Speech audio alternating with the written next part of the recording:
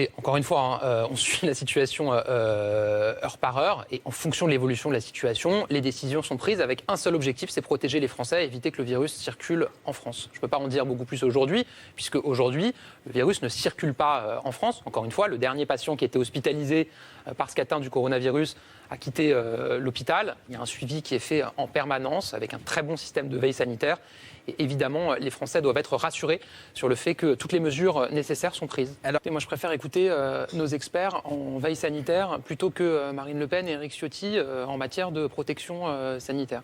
On a un système de santé extrêmement solide, un système de veille sanitaire extrêmement solide qui suit la situation heure par heure et on adapte nos recommandations, on adapte nos mesures en fonction de ce suivi heure par heure, ce qui fait d'ailleurs qu'aujourd'hui, vous n'avez plus de patients hospitalisés pour le coronavirus en France, mais évidemment, on s'adapte en fonction de tous les signaux qui sont avancés. Alors, vous avez demandé aux enfants, et aux élèves et aux étudiants qui rentrent d'Italie ou qui rentrent d'Asie de ne pas aller à l'école, de ne pas aller à l'université, mais comment on vérifie et qu'est-ce que les parents font de leurs enfants? Alors, il faut être précis, je crois, c'est les enfants qui rentrent des régions touchés par le coronavirus en Italie et en Asie, c'est-à-dire pour l'Italie par exemple Lombardie, Vénétie, et pour l'Asie c'est la Chine continentale, Macao, Singapour, Hong Kong, la Corée du Sud.